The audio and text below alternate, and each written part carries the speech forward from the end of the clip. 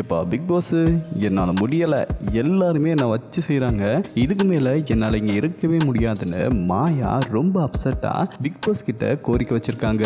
அது மட்டும் இல்லாமல் வீட்டுக்குள்ளே நடந்த அந்த கோட் டாஸ்க் இருக்குல்ல, அந்த டாஸ்கில் தினேஷ் அவர் பயங்கரமாக மாயாவை வச்சு செஞ்சிருப்பாரு அப்படின்னு தான் சொல்லணும். அதே மாதிரி இந்த நிக்ஷனுக்கும் மணிக்கும் பயங்கரமாக பிரச்சனை வந்து நிக்ஷனும் பயங்கர கடுப்பாகி போயிட்டாரு. ஸோ இதை பற்றி தான் இந்த வீடியோவில் நம்ம பார்க்க போகிறோம். வாங்க வீடியோக்குள்ளே போகலாம்.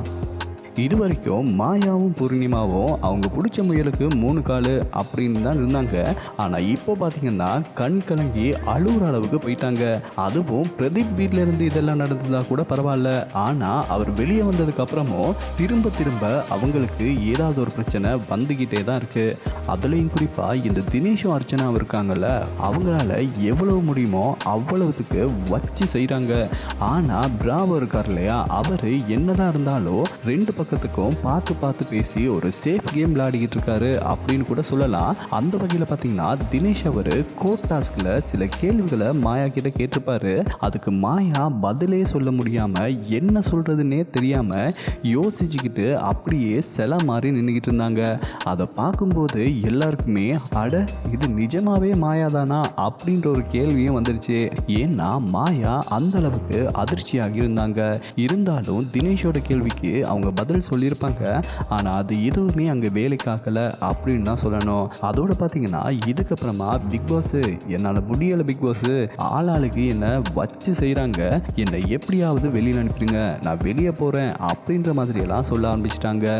அதோட பார்த்தீங்கன்னா என்னை கான்ஃபரன்ஸ் ரூம்க்கெல்லாம் கூட்டிகிட்டு போயிட்டு பிரெயின் வாஷ் எல்லாம் பண்ணாங்க. நான் என்னோட முடிவில் உறுதியாக இருக்கேன், நான் இந்த வீட்டை விட்டு வெளியில் போகிறேன் அப்படின்னு மாயாவே புலம்புற அளவுக்கு இந்த தினேஷும் அர்ச்சனாவும் வச்சு செய்ன்னு செஞ்சுட்டாங்க.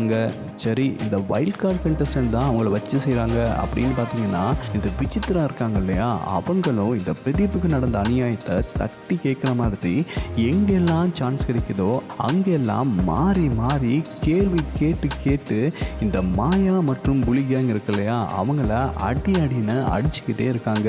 இதே நேரத்தில் பார்த்தீங்கன்னா மணி அவர் வந்து நிக்ஷன் மேலே வழக்கு தொடர்ந்தாரு. அதாவது என்ன ரவீனாவோட வளர்ச்சிக்கு தடையா இருக்கா அப்படின்னு நிக்ஷன் சொன்னா, அதே மாதிரி இப்போ ஐஷுவோட வளர்ச்சிக்கு நிக்ஷன் தானே தடையா இருக்கான் அப்படின்ற மாதிரி தான் வழக்கு தொடர்ந்தாரு.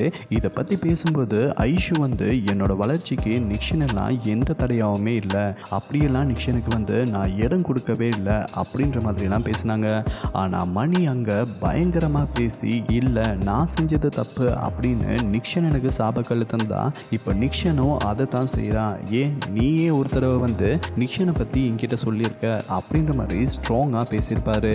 அதோட இந்த விஷயங்கள் எல்லாமே முடிஞ்சு வெளியில் வந்ததுக்கு அப்புறமா மணி அவர் நிக்ஷன் கிட்ட என்ன சொல்றாரு அப்படின்னு பார்த்தீங்கன்னா, ஐஷு என்கிட்ட சொன்ன விஷயத்தை எல்லாமே நான் உன்கிட்ட சொன்னேன் அப்படின்னு வச்சுக்கேன், அதை நீ தாங்கவே மாட்ட, ஐஷு என்கிட்ட எல்லா விஷயங்களும் சொல்லியிருக்கா, ஸோ இந்த இடத்துல நீ வேற எதையும் என்ன சொல்ல வச்சிடாத அப்படின்ற மாதிரியும் மணி ரொம்ப கோபமாக சொல்றாரு.